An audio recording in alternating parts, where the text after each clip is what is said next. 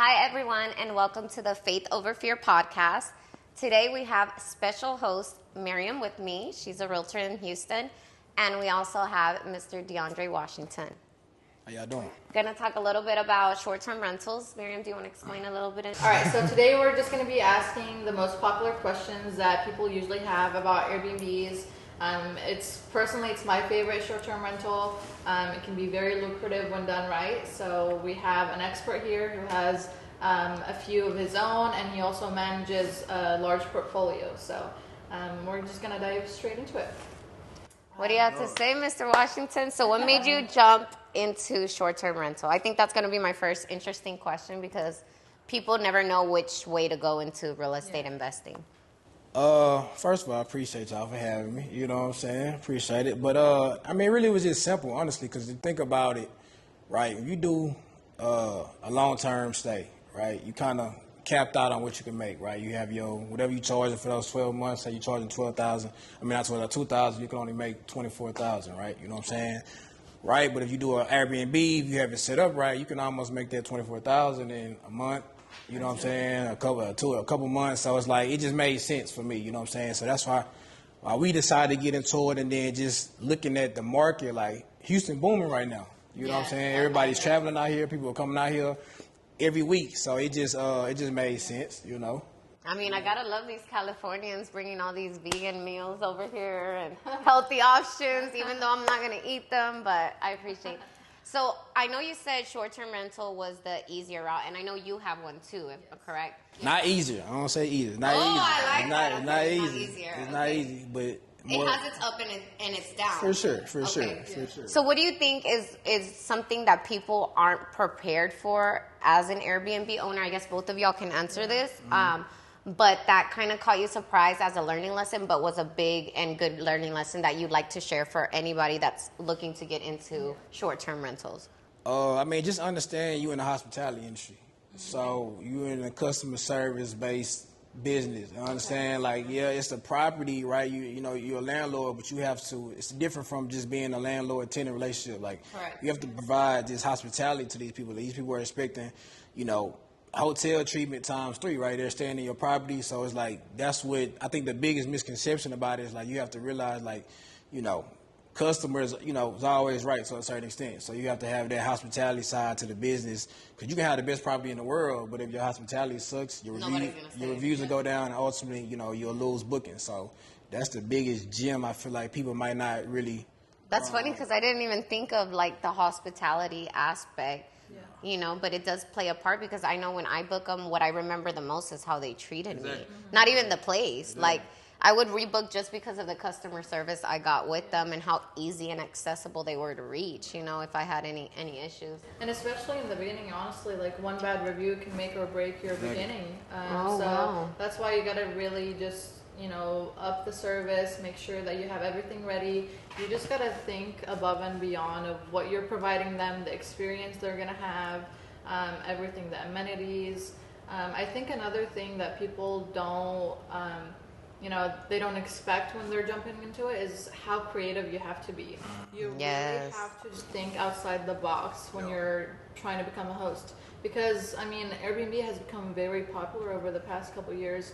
So there's multiple options everywhere you're looking. So what's going to make you stand out from all the other hosts? Yeah. And we just live in a society now where people have a short attention span. So tell me about it. They're looking for a place. They're scrolling in seconds. If you lose their attention in the first photo, you're done. They're going to scroll to the next option. I think that's very smart, because it is true. We're in a society now where social media has taken over to where we're instant gratification, and if the photos don't look appealing or up to our standards, we won't even give it a chance. Exactly. So you got to catch their attention right from the gate. So you really do have to, again, be creative, think outside the box, think, what can I provide them that no one else is, or what can I do that's going to, one, not cost you an arm and a leg, but also be, something that's extraordinary in your place. Gives them value and gives them a reason to come back. Yeah. These are facts. You got to think, too, like I said, Houston is Airbnb is very popular. Houston has become very saturated. I think the pandemic kind of was an influx of everybody wanting to kind of get into the Airbnb game, and you can see now a lot of people are getting out because they thought it was just quick cash and they didn't have that hospitality. They was just putting stuff up there, but you competing with people who really do this at a high level. And again, once they're looking at these properties, if it doesn't, if I see this, dope property right here that I can, shoot content, I can do this, X, Y, Z, and multiple users. Exactly. I'm gonna be more willing to choose this over just a standard. Nothing wrong with that, but it's like you competing with a lot of high level people. So, and you're not just competing with other hosts; you're also competing with hotels, which is a huge thing. You can go find relatively a nice hotel for $100 something a night. So what's going to make people book your place that might be more expensive, and you're not going to get, waiters that are going to bring stuff to your room. So you are competing with a lot of different things, but it's once you're in the business, once you understand a few of those things, it can be a very lucrative, thing. And I know you provide more than just that. You provide a whole hospitality service when coming to Houston. So what made you make it a full package for people? And I think that's important because when people come, they are looking for that full package, especially out of towners and people that don't know Houston that well, that need that guidance to say, okay, this is what I need to do, this is what I need to have, and you have that one-stop shop to kind of get it all. So what gave you that great idea? Just really kind of along those lines of what else can you provide? What else can you offer, right? Most time when you travel, like, you're going to need transportation. You're probably going to need recommendations, especially if you're not from Houston or you've never been to Houston. Like, what's the, the hottest attractions, what, restaurants and clubs and bars. So it just made sense to like, all right, cool. Like, instead of having these people go, book the property and then go rent a car from Enterprise or go, give money to someone else. Exactly. So we keep everything in house, and then, and again, it's about that experience. You know what I'm saying? We are about the property itself is cool. Yeah, we put a lot of work into those, but we want to like provide you with a prolific experience. You know what I'm saying? So that's our biggest thing, because like you said, the spot you book, you remember it more. So, you remember them more so by the experience, how they treated you, and that's around the book. And then word travels, right? If you travel with a group of friends and y'all had a great experience, you're gonna go tell your friends, who's coming to Houston, like, hey, like, you need to book with these people.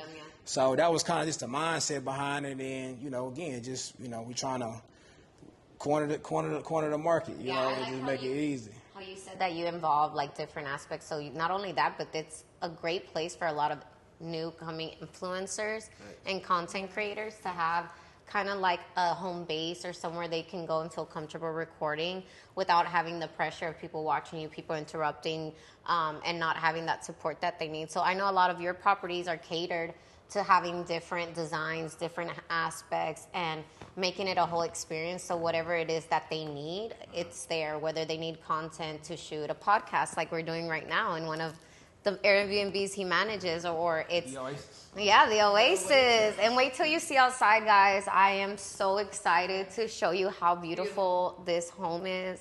It's actually a container houses built, right? Which is interesting. Yeah, which is an interesting aspect. So that's amazing. It's just going to be, it's amazing what the mind can cultivate and create when you get ideas. And I know y'all work with investors, so it's important to also get around your network and build your network. How do you go about cultivating those relationships or making those relationships so you know what area or where to invest or what to do? Like, give us a little background on newcomers that don't know how to do that.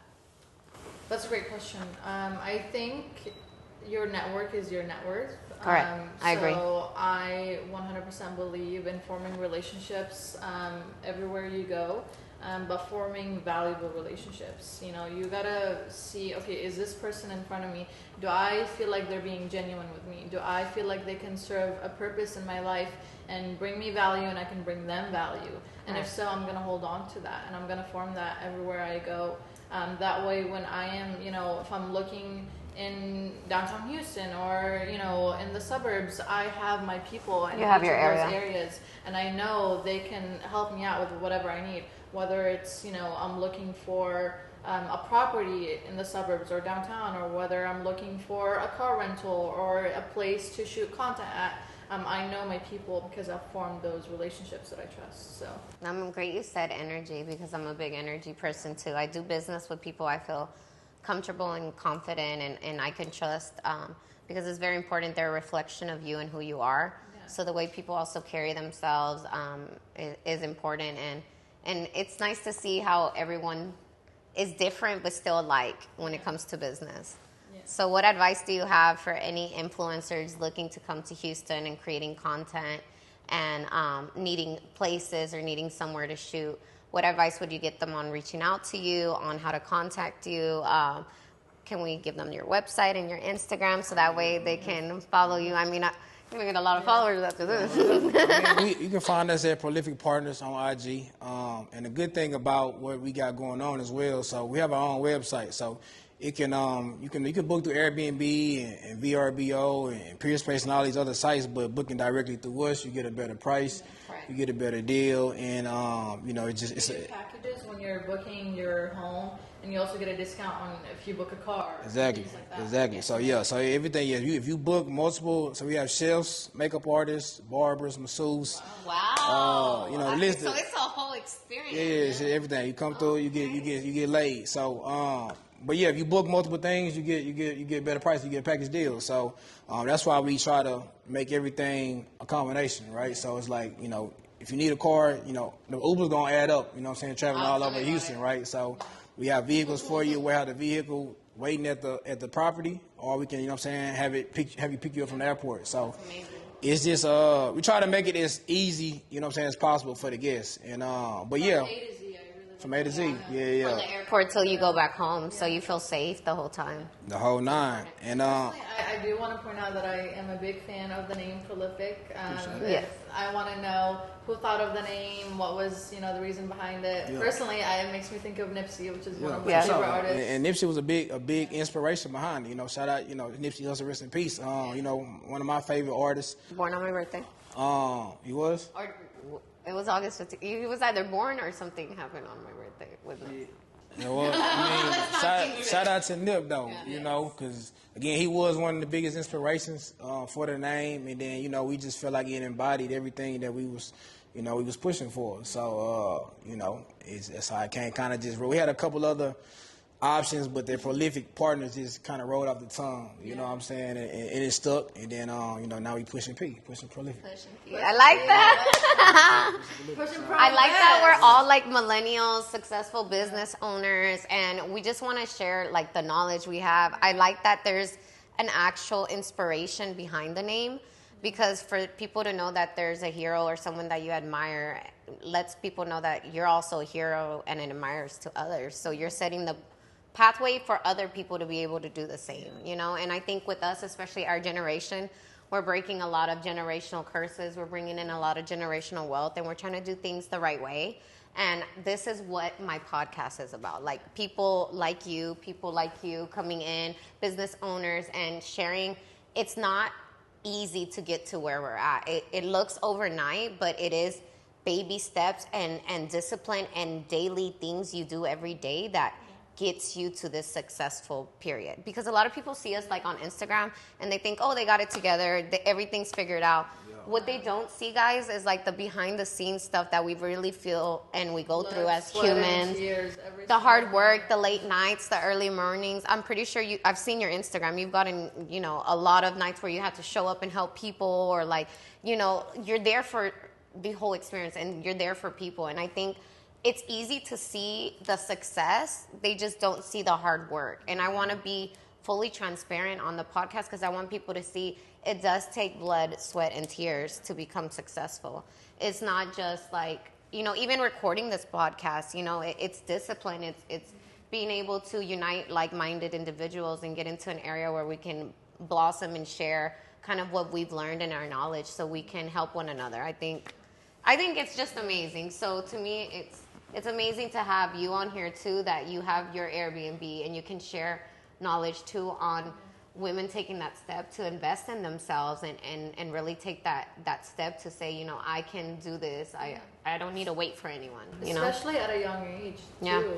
I think that one of my biggest motivators is the ability to inspire others. I think that is the biggest compliment that you can ever get, is that you inspired someone to go after their goal, to go after their dream, even just to get out of bed one day, even just to accomplish one task. That is, a huge effect that you had on someone. And I am here to tell you that no matter what your background is, no matter what you've been through, no matter what situation you're in, you can make it. You can do it. The only limiting thing that is in your life is your mind. That's the only thing. I love that, because we all come from different backgrounds, but we all had to grow up and struggle and get to where we're at on our own. We didn't have handouts. We didn't have anyone behind us but ourselves. And when people see now the team that we do have and how we're cultivating relationships, they don't see what it took to get here. So, I mean, for me, I think one of the hardest things is being a woman in real estate industry and being a business owner. It's not for the weak. It's not for the weak. I got a question for both of y'all, really. Oh, I like this. What you and Mimi, you know what I'm saying? Because we've known each other for a while, and maybe people don't know, but you wear a lot of hats. You know what I'm saying? First of all, you're a mom, right? And then beyond that, title, realtor, investor, confidant, you know what I'm saying? And the list goes on. So how do you juggle all that, right? And still, because you have to have work-life balance, because you have the kids, right? Yeah. And when you wearing all these different hats, you on the phone with investors, all that, that's a lot to deal with, right? Mm-hmm. So how do you juggle all that and still make it work? It look good too. Well, it's not for the weak. I think one of the biggest things is time management. And like for the summer, for me being a mom, it was easier for me to go into the office at 12 or 1 and take the mornings to be with my kids and spend that quality one-on time, like getting in the pool, doing things together, being at home painting, just being a kid with them, and then I go be businesswoman. I have my lunches always set at 1:30, so I would be in the office by 1, go to my meetings, and stay at the office or end my day sometimes at 7. Sometimes I stay till 10.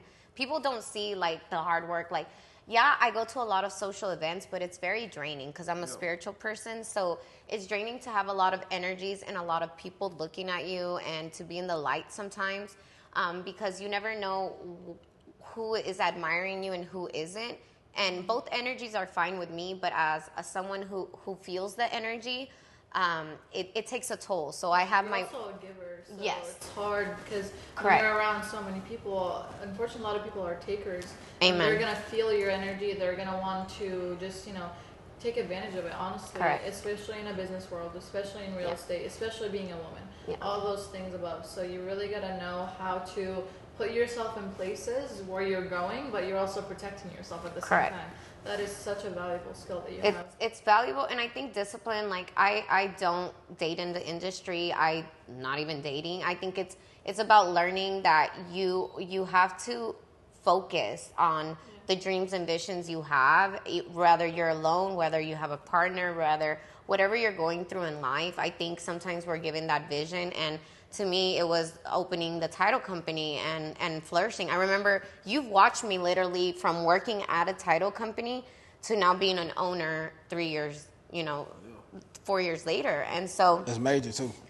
I know it's levels to it. And I've seen you flourish from being a football player and saying, Mimi, I want to do real estate, to now owning and building this amazing company and portfolio. So we both had a vision and a dream. And I think we all three have a vision and a dream. And to get to that, you have to do daily tasks that people don't want to do. And you really have to take a risk on yourself. I think a lot of people, their biggest mistake is that they don't have faith. I'm sorry, and I'm going to say that because I think we're all in this room are faith-driven. Faith over fear. Faith over fear. But it's really, like, if you let that fear consume you, I don't think you will ever amount to the human being you will be. Some people are paralyzed by the fear, which is their biggest mistake. Downfall. Do it scared. I don't know. Yeah, you can. But do it scared. Do it alone. Just do it. Show up and show out. That's what matters. I'm terrified every single day. But I do what I need to do. That's not gonna stop me. And if you let your faith, or you let, other people are going to judge me. Other people are going to think, I'm stupid for doing this. Or, why is she even doing it? My family doesn't agree, or I don't have any support, or I don't have any, safety net. All those things, screw it. Just go for it. Put your fear aside, but don't don't let it stop you. And that led me to my question for you, because you're not from here, correct? You moved out here to H-Town. Welcome to H-Town. But you've come here, established yourself. You've also got into the short-term rental game, right? Differently, like you're in Cypress area, right? Most people come, they get properties like in the downtown, kind of inside the loop. Yeah.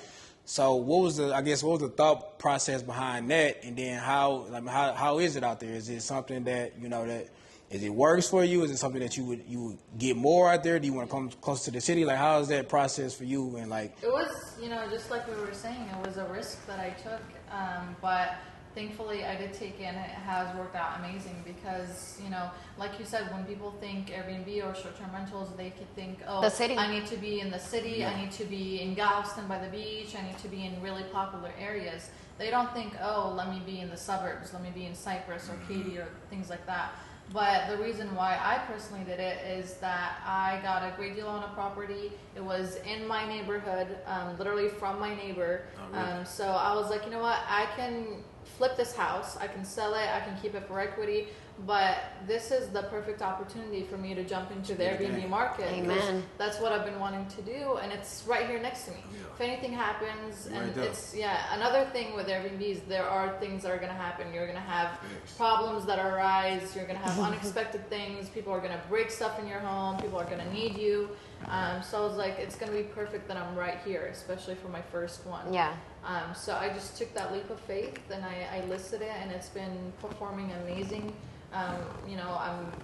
It's honestly such a game changer. Yeah. Not only is it performing amazing, it's getting booked out, but I don't have much competition out there. Yeah. So it really was, again, getting creative and thinking outside of the box. I love that because I think a lot of families that move from out of town or people that have family around, they want to be able to live in that neighborhood or experience that area before they actually buy the house. Because a lot of people are going to, just get a hotel and they're going to come, drive around the neighborhood, explore the neighborhood anyways. And I've had all sorts of booking, requests. My next question is, what is the weirdest thing you've had happen as a short-term rental owner? Who wants to go first? Both of y'all are ready. I don't know. I've had a few instances. I've had like a domestic fight. I've had. Get serious. Yeah. Some HGTV. Yeah, it was like some serious yelling going on. I've had a few things break. I've had like weird inquiries. I've had like someone just want to book it for like 2 hours. I've had like I've had like a sweet 16 party. That was cute. Like a sleepover party. I don't know. Nothing like that's too crazy. What about you? The look on your face says it up. I mean, you gotta think. A lot of our spots are in Third Ward, so we've had some some crazy stuff. So I guess one I can share. We had it's probably about 3 a.m. I got a call from one of the neighbors that the SWAT team was outside the house, helicopters and like police cars, like full. So I guess basically they had a Project X type of party. It was a couple of invited. It was right. Where was the invite? This wasn't my party. Trust me, I'm in the bed. But it was some younger adults. You know what I'm saying? They had some illegal things going on. Some illegal some illegal stuff on the property, and so make a long story short, ended up getting shut down. Party. But it was just SWAT team. Yeah, it was people just passed out in front of the yard, and like it was a long night. So that was one of them nights where I tell you got to be able to take the good with the bad. Like I'm in sleep, enjoying myself really, having had a nice little vibe, and it's 3 a.m. I got to get up and drive to a property and get everything situated. So that's the other side of the building. And at the end of the day, you said you got to clean that up. You got to get that back ready for what I'm saying. So that's another side of the business that people got to be willing to deal with. It ain't all good. Like she said, stuff is going to get broken. So whatever you put in there, be okay with it potentially being broken. But yeah, I would probably say that's one of the. I had some other crazy things, but we'll say. We'll say that for now. We'll say something. That is another one of the big differences of having an Airbnb that is in the city and the suburbs, because I'm not gonna have those crazy parties. Yeah. And I guess we can also kind of highlight some advice that we have for people that have a short-term rental, want to get a short-term rental.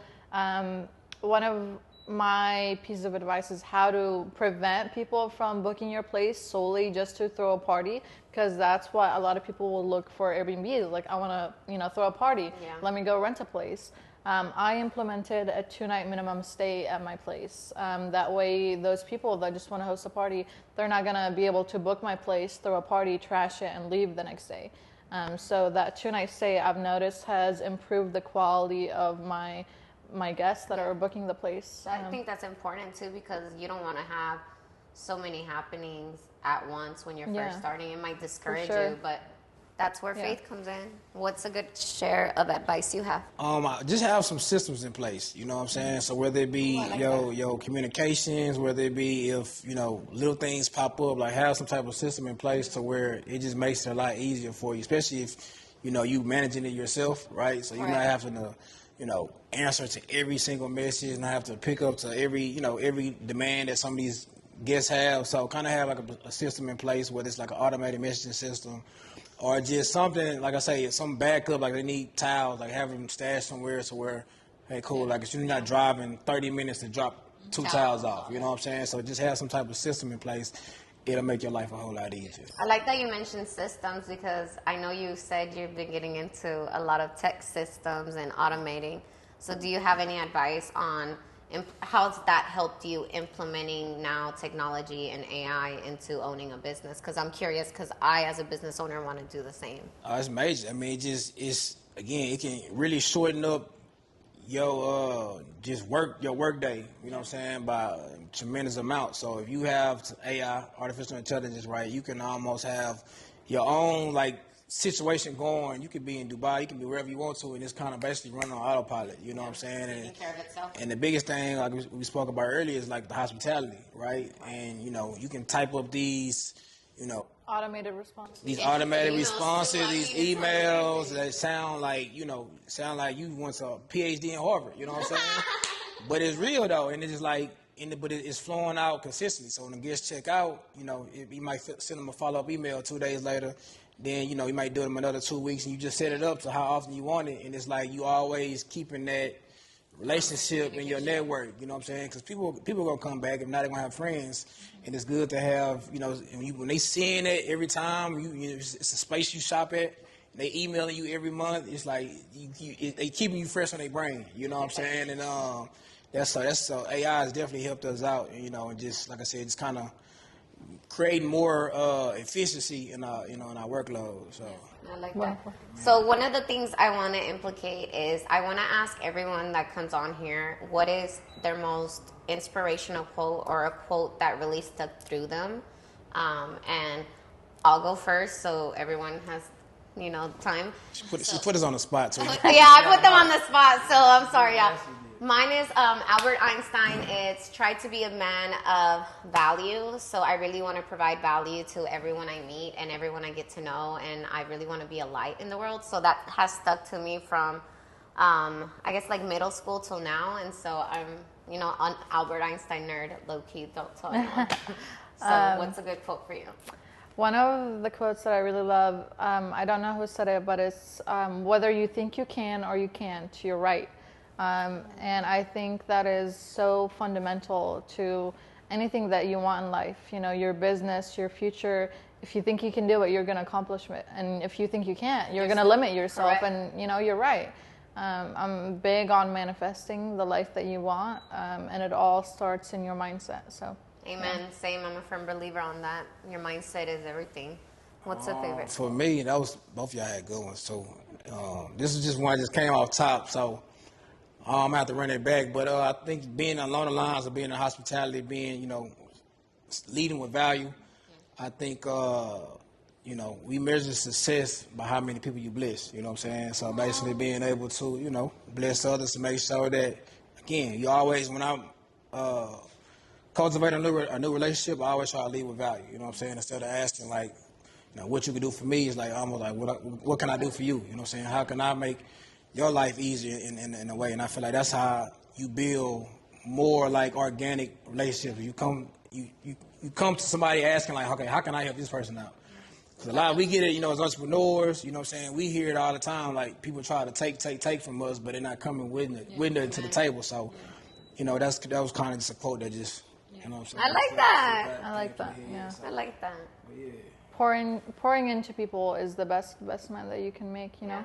And having that abundance mindset is that we can all make it, we can all succeed. There is more than enough for everyone. It's just, again, it's your mindset. Yeah, I think mindset's very important, and I'm glad that y'all had a very inspirational quote to share with everyone, and I hope that we inspired you to either believe in yourself on a business venture or believe in yourself in general, just to have faith over fear. Go out there, and whatever vision or whatever dream has been planted in your heart, go manifest that into reality and go make it real. We're here to tell you it's doable. You can start from nothing and become anything your heart wants.